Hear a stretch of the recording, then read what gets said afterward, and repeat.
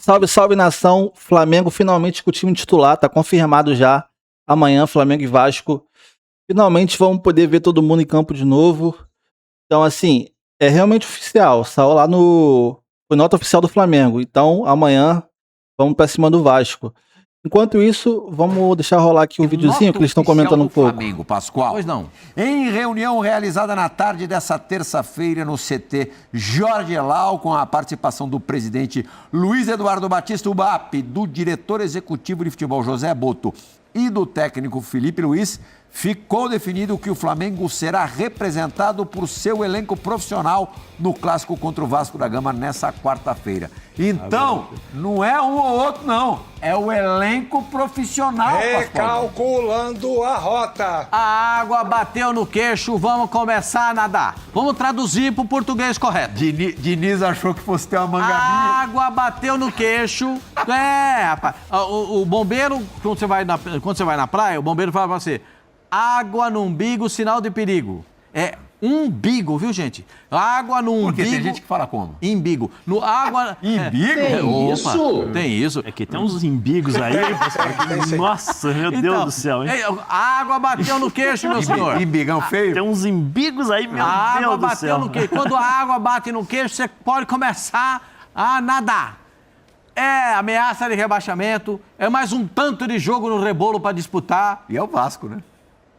Tem Vasco e Fluminense na sequência. Mas me parece, o Rafa, se puder confirmar aí, pelo menos que eu li, o Rian fora, né?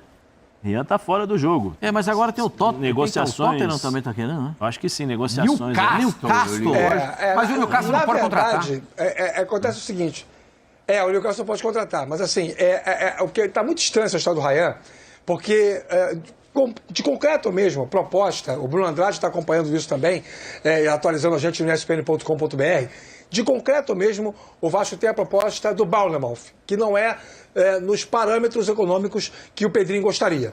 Porque existe um acordo, o Vasco tem 60% do jogador, e a proposta inicial do Bournemouth era por um valor cheio de 35, mas para o Vasco depois chegou uma proposta com o valor de 28, aí tirando o percentual do Vasco ficaria algo em torno de 20, e o Pedrinho quer tentar pelo menos 30 milhões para o Vasco, limpos para o Vasco, numa venda do Ryan. Só que não chegou nenhuma outra proposta, pelo menos até hoje, mais cedo, não tinha chegado nenhuma outra proposta de nenhum clube. É legítimo o Vasco querer valorizar o seu ativo? Mas algumas questões são importantes. A primeira delas, para você poder ter poder de barganha, ou seja, valorizar o seu jogador para poder ganhar um dinheiro maior numa venda, é necessário que haja outros clubes com capacidade de investimento participando da discussão sobre essa venda. Se só um apresentou a proposta, não tem discussão. Se a proposta é de um, o restante é sondagem, o Vasco não pode comparar. O Vasco tem o Bournemouth e o Bournemouth. Não tem outra coisa ainda. Precisa esperar chegar algo concreto para poder barganhar para onde vende o Ryan. Segundo aspecto, o Ryan quer jogar a Premier League. Esse é um fato. O Ryan recusou proposta da Rússia, proposta de Portugal, proposta da Turquia, de vários países com ligas menos votadas, esperando aparecer uma proposta para jogar ou na Espanha, ou na Itália, ou na Inglaterra. O Bournemouth é um time que luta para não cair no campeonato inglês, não tem pretensões grandes na temporada, mas é a Premier League. E o Ryan sabe que jogar lá seria uma porta de entrada dele para o futebol europeu. Então a vontade do jogador, nesse momento, pesa muito. E ele não jogar contra o Flamengo amanhã, para mim, é a demonstração de que o Vasco sabe que a cabeça do Ryan está mais fora do Vasco do que dentro do Vasco. É isso. E sobre o Flamengo, só um detalhe, Pirral, até peço desculpas por me alongar um pouco mais, mas ontem eu falava sobre isso no Sport Center pela manhã, com o Bruno Vicari, com o Breler e com a Mari Pereira. Vejam, eu sei que o torcedor do Flamengo não valoriza o Campeonato Carioca como valoriza os outros campeonatos que o Flamengo disputa, e ele está certo em fazer isso. O Carioca é o menos importante dos campeonatos que o Flamengo vai jogar em 2026. Só que o fato de ser menos importante não significa dizer que não seja importante. O Campeonato Carioca é importante, tem o seu tamanho específico. Se o Flamengo ganhar o estadual, é o 40º Campeonato Carioca. É uma número redondo, digamos assim, o Flamengo tem muito mais investimento e muito mais qualidade que os outros 3 grandes. Então a responsabilidade do Flamengo para ganhar o estadual, ela é maior. Então, assim, eu sei que tem gente preocupada com o transcurso da temporada, mas para mim a lógica é a seguinte: se o jogador tem, o jogador, não os jogadores, é individualmente, é uma discussão específica para cada caso.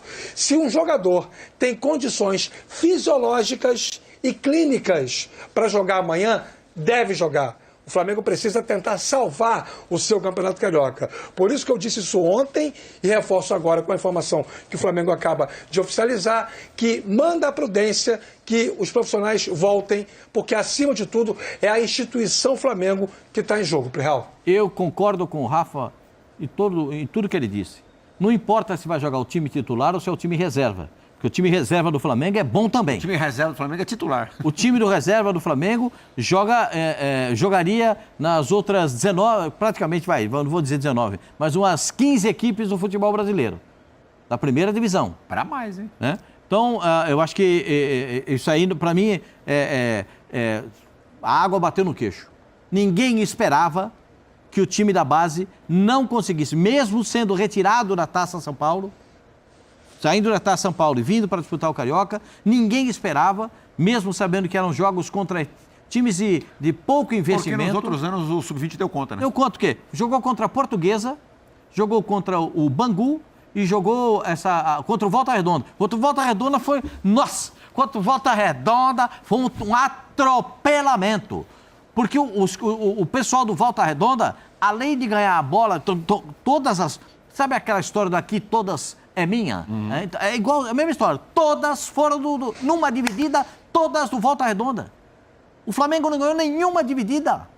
Sobrou para quem? Pro Olacian, que foi pro Bragantino. Sobrou pro Olacian, que acabou saindo.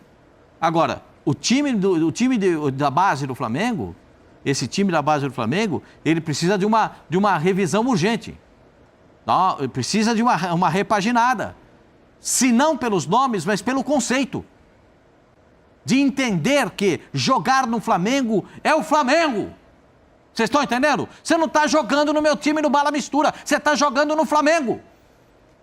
Mas você não dá um desconto do fato de serem jogadores ainda de categoria de base e enfrentando profissionais? Mas você já reparou como é que o Flamengo jogou? Quanto toque de lado deu o Flamengo? A falta de objetividade do time do Flamengo? Como é que esses meninos jogaram? É isso que me chama a atenção. Mas não é categoria de formação? Mas se vai pro profissional, que o Pascoal está falando, é a tua formação... Eu vou falar com um cara que com 16 anos ele foi colocado 16 anos para jogar. É exceção, né? 16 anos ele foi colocado para jogar. Quando ele jogou, eu me lembro, eu era repórter, você também era, legal, não vem com essa conversa que você também era repórter. O Mário Sérgio falou para ele, quantos anos você tem, filho? Pega aquele menino lá que eu vi treinar, bota ele para treinar aqui. Treinou uma, treinou duas, na terceira você vai jogar lá em Belo Horizonte domingo. Arruma as suas coisinhas, a sua malinha, nem malinha tinha, né? Aquela coisinha fraquinha. Então, aí o Mário Sérgio falou assim, quando botou para jogar, falou, se você tem a mesma responsabilidade dos outros. Eu não quero saber se você tem 16 anos. Marmanjo do lado para segurar você tem a mesma dizer. É a coisa do Flamengo. Todos têm a responsabilidade. Marmanjo do lado para segurar a dele. Ali não tem nenhum jogador que custa menos de 30 milhões de dólares, 30 milhões de euros. Aonde? Naquele elenco do Flamengo do Sub-20. Do Sub-20? Você pode contar. Se você for comprar, os caras... Agora, estão vendendo um zagueiro para os Estados Unidos, vê lá quanto é que eles estão cobrando. Ali não tem baratinho. Só tem jogador caro. É o Flamengo, é a vitrine, é a camisa rubro-negra.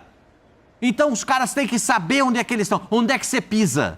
Você tem que entender a camisa que você veste e onde você está pisando. E eu acho que isso faltou para esse time de base do Flamengo. Claro que vai ter uma repaginada, eu acho que isso vai também amadurecer os garotos, eles vão entender que o futebol é muito maior, o propósito é muito maior do que eles apresentaram, e isso é evidente. E o Rayan já foi vendido, o Rafa ainda não foi não, né? Agora está definido que o Rayan está fora, Rafa? Tá definido que o Ryan tá fora, Rafa? Não, bom, até a hora que começou o programa eu não tinha essa confirmação, tinha esse papo. Eu posso pedir licença alguns segundos e confirmar e trago aqui para o Fã do Esporte em tempo real. Mas era uma tendência já falada desde ontem em função dessa percepção interna que o Vasco tem de que a cabeça dele está voltada para a Inglaterra. Os agentes do Ryan querem vendê-lo, porque eles têm direito a 10% do que for equacionado para o total da venda.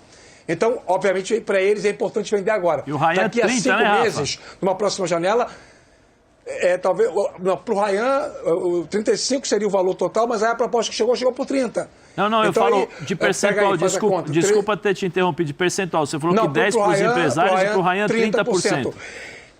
Então, mas aí entra uma outra discussão, Zé. Para o Ryan 30% e para o Vasco 60%. Só que tem outra discussão. Em paralelo ao debate interno do Vasco não querer vender por essa proposta do Bournemouth, tem uma tentativa do Vasco de fazer com que o Ryan abra mão de um percentual dentro desses 30%. Caia para 10%, para 15%, para facilitar a venda. Acontece em qualquer clube de futebol. Não é um privilégio dessa negociação do Vasco com o futebol inglês, não. Diga, Playhall. Ao mesmo tempo, o Vasco negocia com grandes possibilidades de acerto com o Brenner, que jogou no São Paulo, jogador formado pelo São Paulo, depois deu uma rodadinha, mas é bom jogador, fazedor de gol, e com o Rinestrosa, atacante colombiano. Eu gosto. Que passou pelo Palmeiras até pela base e depois um pouquinho no profissional, né, Pascoal? Ele ficou mas no banco o Atlético algumas Nacional partidas. arrebentou, estava praticamente com os 2 pés no Boca Juniors e, segundo informações, o Vasco vai dar um chapéu no Boca e vai ficar com esse jogador. O chapéu é de 5 para 6. Um ofereceu 5 e o Vasco 6. E o Brenner também não é barato. 6 também. 6. Onde é que o Vasco está arrumando dinheiro, ô Rafa? Bom, o Vasco teve aquela equação recentemente feita com a recuperação judicial, né? Essa é uma questão. O Vasco tem a premiação acumulada pelo vice-campeonato da Copa do Brasil. Deu lá uma grana boa, 33 milhões. O Vasco também está negociando alguns jogadores para deixarem o clube. Só o Verratti ter saído do elenco, você tem uma brecha importante aí na parte salarial, na folha salarial. O Verratti tinha um dos 6 maiores salários do elenco do Vasco. Você tem algumas soluções aí que o Pedrinho está encontrando, enquanto não consegue. Bom, nação, cortando aqui pra não alongar muito, já está um pouco do assunto. Assim, eu concordo pra caramba com o Pascoal, velho. A base do Flamengo tá largada. Pô, parece que todo jogador ali que faz base no Flamengo, eles ficam entra na cabeça deles que eles são superior a todos os outros jogadores. Parece que eles já são estrela, sabe? Então já sobe ali profissional de perninha, jogando de salto alto, entendeu? E isso já vem há muito tempo no Flamengo. Eu acho que desde 2020, pelo menos ali, o Flamengo não revela ninguém, cara. É inacreditável isso daí. Mas enfim, tamo junto e até o próximo vídeo.